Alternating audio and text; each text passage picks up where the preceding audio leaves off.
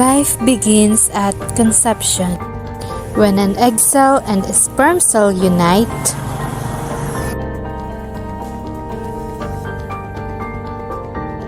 God bestows all the attributes of a living creature to form the human anatomy.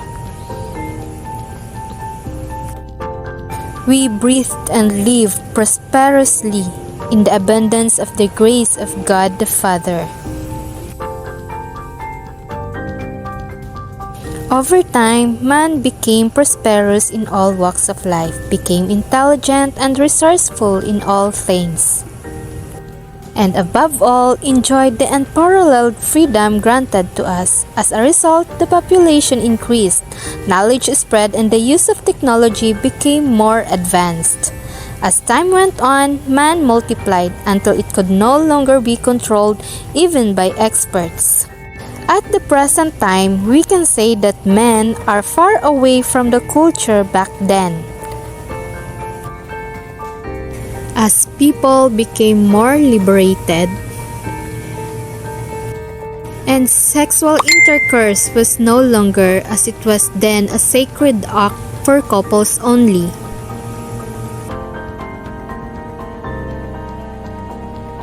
Today, an early pregnancy is being recorded, even before marriage, resulting to unwanted pregnancy and sometimes leads to abortion. These are the reasons why the issue of contraception and its use has become so buzzing. In our research, United Nations recorded worldwide 902 million women of reproductive age or their partners are contraceptive users. Most of its users are not yet ready for family, but they are too engaged in sexual intercourse. This is why many also oppose the idea of using contraception, especially the religious groups, because it is an immoral act, and some say that it is an act that can be considered anti-life. Because of this, here's our documentary about contraception and what really it is and what it is for, why it is timely to talk about, and at some point many also object to it. Let us find out the opinions and perspectives of the people belonging to the various sectors of society. Let us open our minds for this significant issue. Some women or couples may not want to have a baby, or they may prefer to wait until another time. There are a number of ways for them to have and enjoy sex without getting pregnant. Let's look at some of the options known as contraception methods.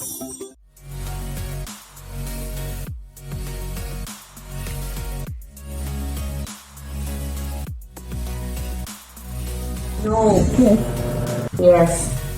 No. Yes. I definitely would agree, so yes. For me, contraceptives are not acceptable, especially with regards to the teachings of the church, as it defies the Christian doctrine of life's preservation. It contradicts God's moral and spiritual law. It is against the will of God. It should not be allowed, nor should it be permitted for using contraceptives is tantamount to a conscious and free violation of God's moral law.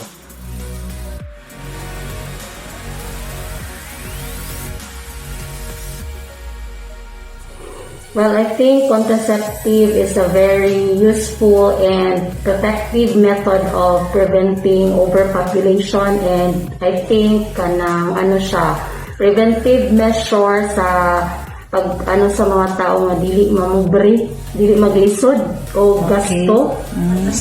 Against kasi siya sa faith, against sa Bible, against sa will ni God sa atin. Kasi di ba, from the start, ay will ni Lord sa atin to go and multiply. But then, yung tao, nag-discover yung how to prevent yung pag-multiply ng tao.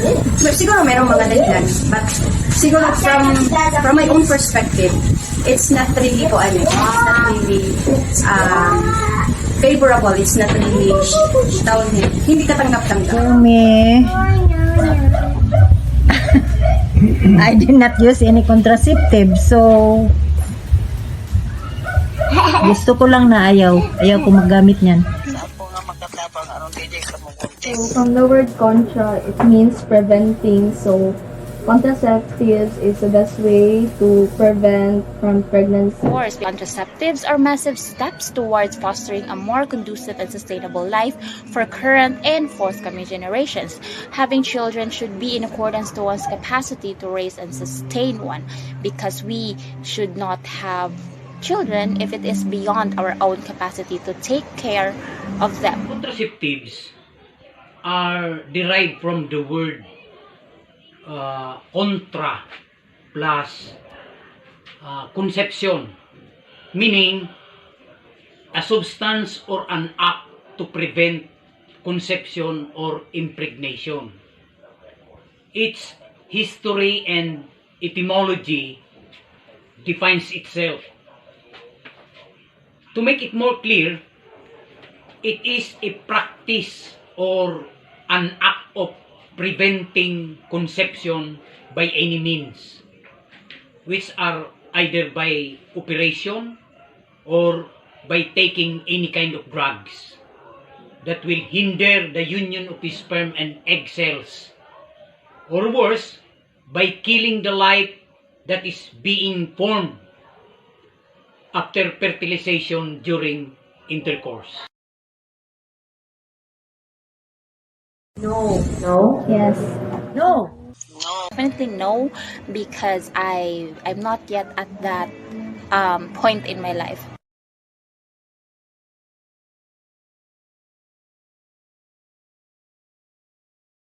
No. Of course, yes, why not? Why not make it available for everyone if it could be of big help? I don't think so. It should be given to people who are very aware, or shall we say, educated people, para masabtan nila unsa ang mga advantage and disadvantages of using contraceptive. Dili lang kay bisan si kinsa ang pwede mo gamitan. Pero sa ibang perspectives, sa ibang aspeto, like may mga mothers na nagbubuntis na complicated yung kanilang pagbubuntis, na hindi, a battle between death and life yung pinag-uusapan. Pwede siguro bigyan ng consideration. But as to the teenagers na masyadong inclined sa sex, di ba, yun yung usapan today, na some of the teenagers na nagtamatapak pa lang ng 13, 14 teenagers, they are already inclined dun sa tinatawag na sex, di ba? But then, sa kanila, dapat hindi yung tolerable sa ganung aspeto, di ba? Yung point lang is that yung mga mothers na may complicated na situation, pero mga sakit, so pwede sa kanila yun. I do not agree that contraceptives should be openly available to everyone. Why? Because for in as much as I do not agree or conform with the idea of contraceptives, I strongly stand to disagree. Even the idea itself.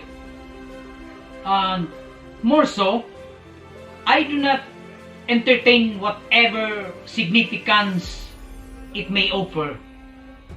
For in the very first place, it doesn't pleases God.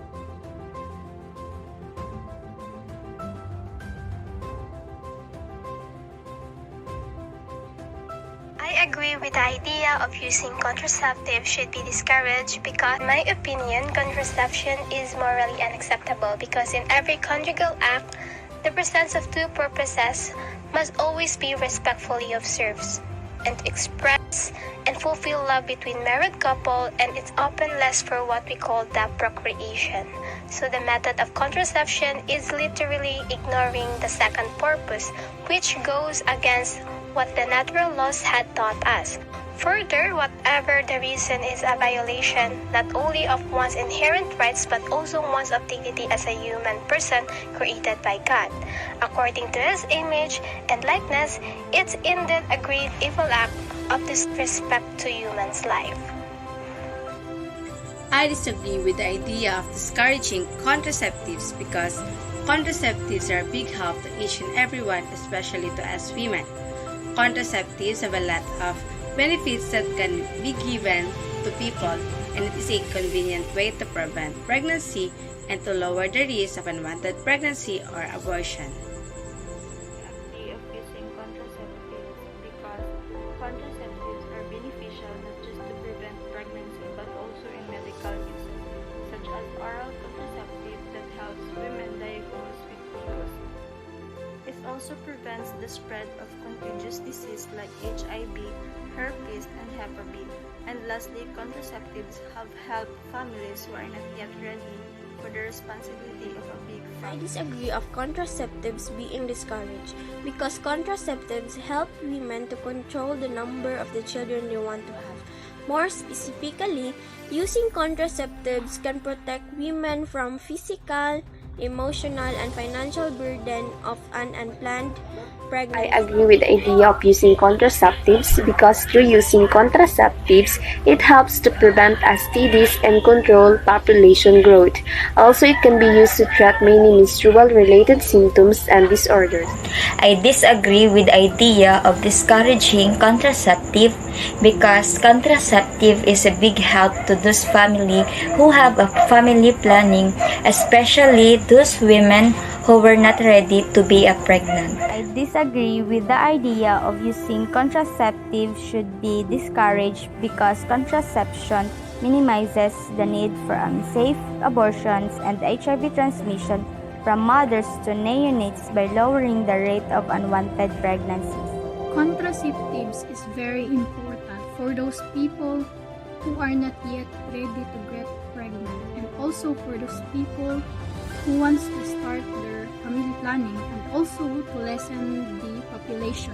Some of us are in favor in the use of contraceptives and some do not because it is against the law of God. There may be different opinions, perceptions regarding this issue. Still, it points out onto one important thing, the what we so-called life. Things may turn upside down, life is still life. The greatest gift God has given us, a gift that we have to be thankful with. With the free will bestowed on us, you can stop the outspring of life or you may let it flow, but think of it carefully. Both are charged with great responsibility and consequences. So it is better that in everything that we do, let us always value life. And whatever may be the end point of this issue, still life matters. And before this documentary ends, I would simply quote a simple message for all. Let us give with highest importance the so-called life. Because life is temporary. We may never know what tomorrow may bring, and we do not know until when life could remain in this terrain of life called Earth. So, take it from Albert Einstein. If you want to live a happy life, take it to a goal, not to people or objects, because life is too short to live it twice. So, live a meaningful life and be happy.